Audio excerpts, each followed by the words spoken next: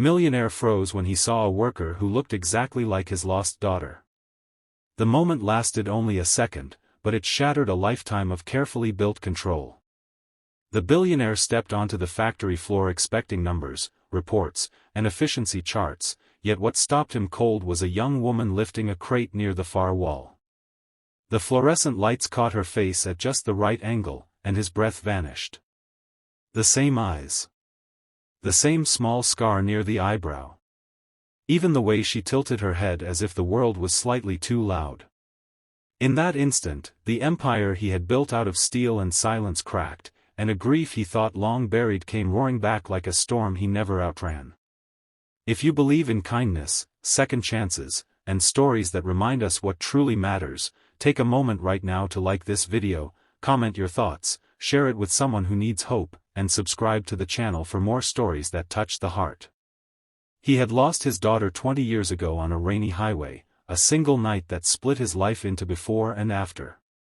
After that night, he became ruthless with time and emotion, pouring himself into wealth as if money could fill the space where love once lived. He funded charities, owned cities, and controlled markets, yet every evening ended the same way, alone in a penthouse too quiet for a man haunted by memories. He told himself grief was weakness, that survival meant moving forward, but the truth was simpler and crueler. He was running. And now, standing in his own factory, he found himself face to face with a reflection of everything he had lost. The young woman didn't notice him at first. She moved with the tired efficiency of someone used to being invisible, hands rough from labor, shoulders slightly hunched as if expecting the world to press down harder at any moment. She wore a uniform 2 sizes too big, her hair pulled back without care, yet there was a quiet dignity in the way she worked. The billionaire watched from a distance, heart pounding, mind screaming logic at him. It was impossible. His daughter had been declared gone. He had mourned, buried memories, built monuments of success over the pain. And yet, there she was, or someone so impossibly similar that denial felt like a lie he could no longer tell himself.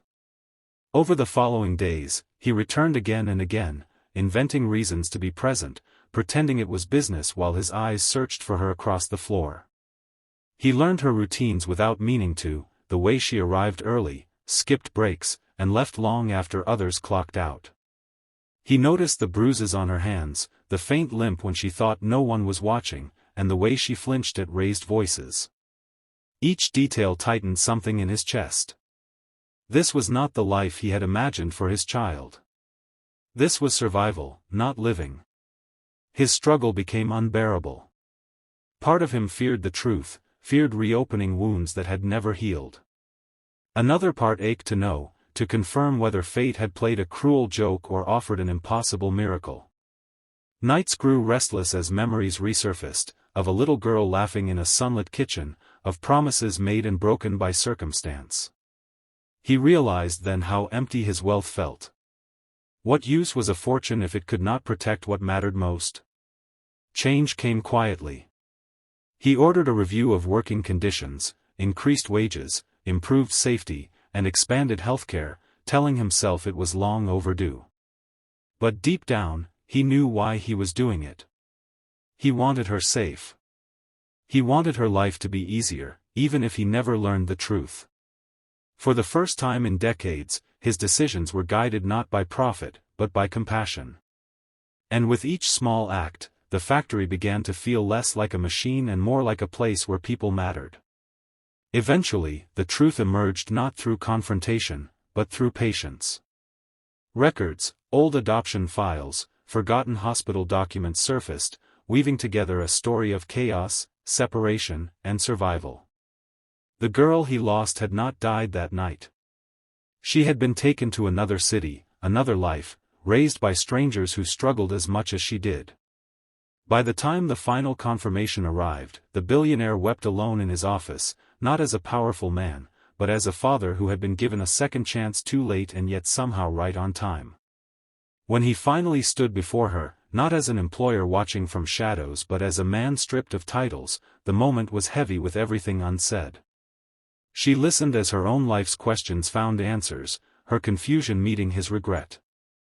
There was no instant reunion, no perfect ending, only truth, raw and fragile. Trust had to be earned. Time had to do its work. But for the first time, they were moving forward together, not apart. As weeks passed, her life changed. Education opportunities opened. Medical care healed old injuries. Slowly, she learned she was more than the invisible worker she had believed herself to be. And he learned something even harder, that love was not about control or compensation, but presence. He began showing up, not with gifts, but with consistency, humility, and patience. Just before we reach the ending, leave a comment below telling us what you would do if fate gave you a second chance like this. In the end, the story was not about wealth or coincidence, but redemption. A man who lost everything learned that no amount of success could replace a single human connection. A young woman who had known only struggle discovered that her past did not define her worth. Together, they proved that even after decades of silence, love can still find its way home. If this story touched your heart, please like the video, share it with someone who needs hope today, and subscribe for more stories that remind us miracles sometimes arrive disguised as ordinary moments.